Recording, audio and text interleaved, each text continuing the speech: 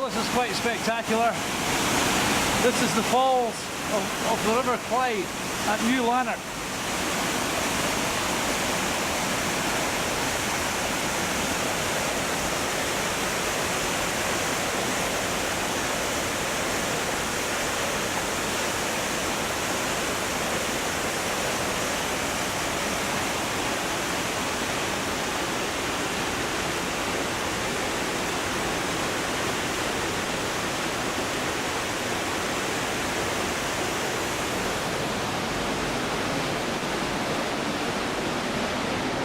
It's the 22nd of January 2014 and we've come to New Lanark a bit late in the afternoon to actually do the guided tour. So it's a quick bit of filming and then on our way.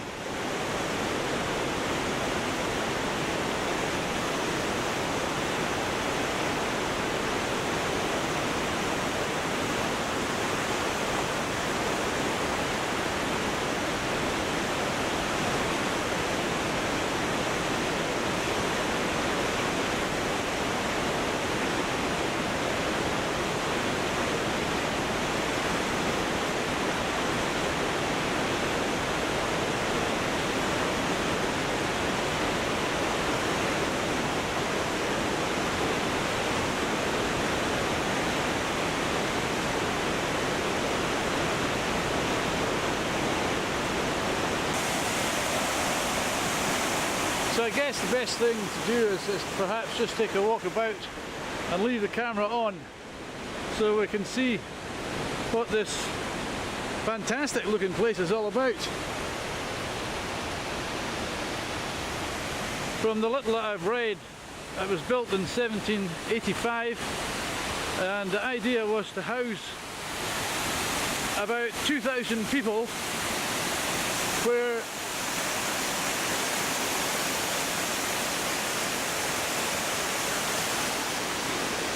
they would go to school. We were talking to an old gentleman there whose mother was born here, and he went to school here and to Sunday school, and he worked in the mill here, as did all his family, his parents and uncles, and you know, he was telling us that during the war about when all these windows had to be blacked out that we can see here, and not only these ones but the thousands of windows that you'll see when you come round here into the main area.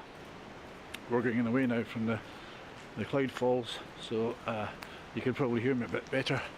So all these windows there, the chap was telling us his father was a joiner and he had some accident pre the Second World War and couldn't go, so he stayed here and made shutters to black out all these windows.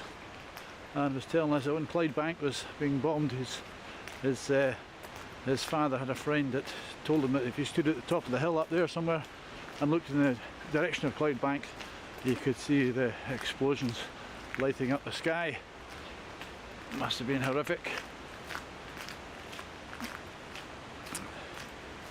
So we're walking towards this wheel here.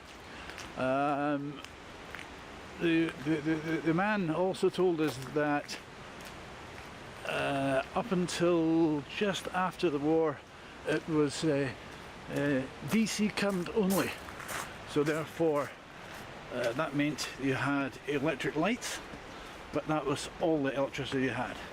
There was everything was cooked in the fire, or there was no electric stoves, etc.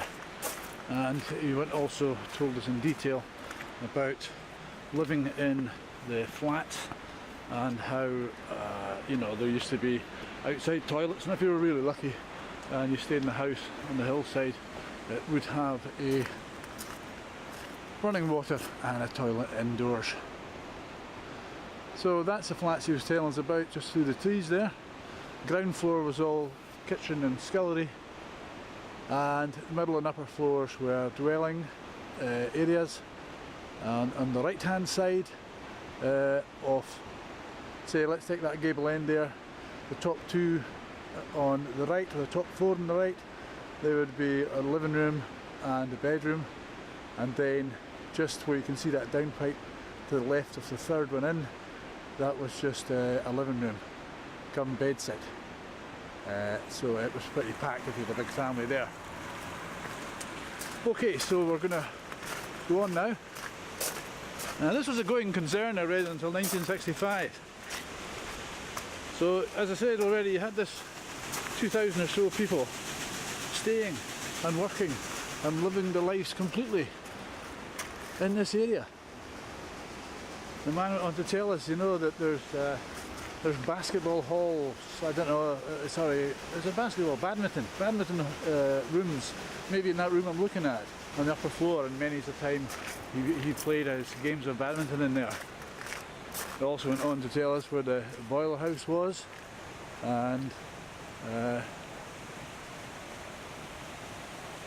gave us about 2 hours of information in 5 minutes flat. And then my phone rang and I had to say cheerio. So that's modern technology for you. I had to end an extremely interesting conversation with an ex-worker in the area.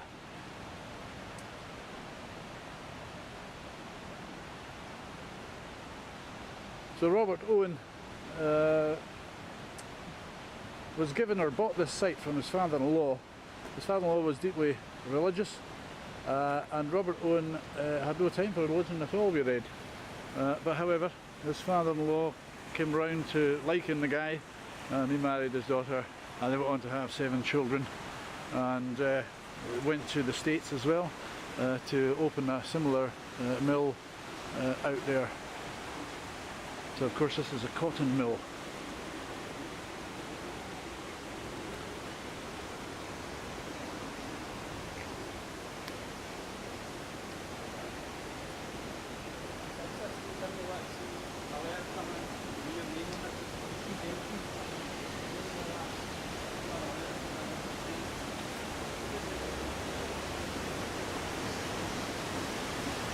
So there we are. So I think we're going to head up to the car now and carry on our journey.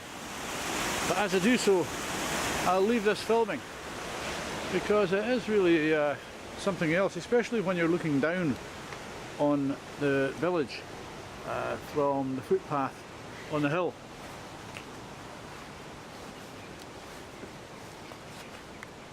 We're coming into the area where the man told us the boiler rooms were, and over where you can see these seats, the boiler rooms are sited there, and of course they were fueled by coal and dross, he told us, and over in that green area there was some offices, and this of course is where he or some of the people lived, and there were huge gates here where you can see this small gate.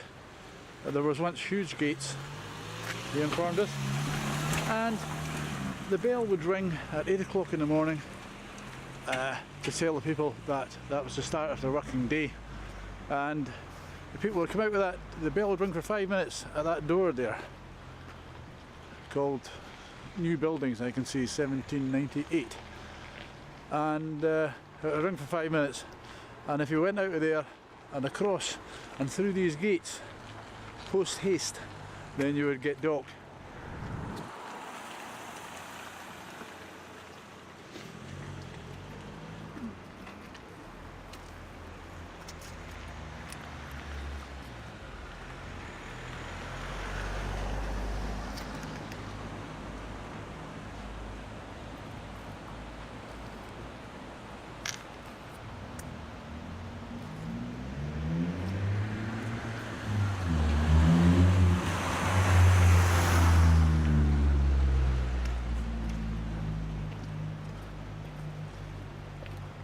The old man that I talked about was baptised in the church, you can see in front of us there.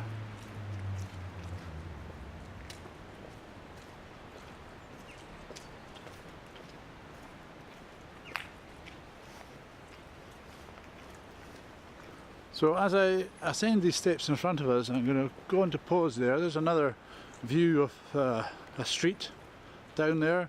I mean, there's people staying in these houses just now, as you can see by the cars that's there. So this is a World Heritage Centre, and when it closed in 1965 it went into a state of disrepair, and from 1995 to 1999 it went through this huge refurbishment. So you can see that all the stonework, for example, has been cleaned up and it's looking pretty special. So I'm going to pause now until I'm further up the hill and then we'll look down on it. Just heading up towards the car on the hillside there when I noticed this gate in front of us here, and you can clearly see that the people of New Lanark had their own war memorial in this for this community.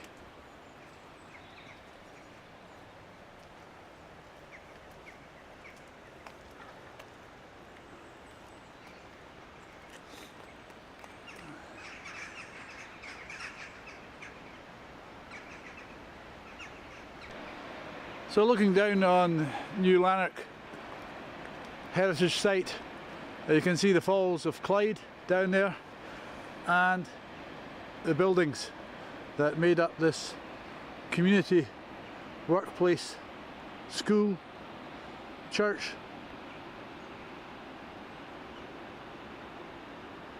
Quite magnificent.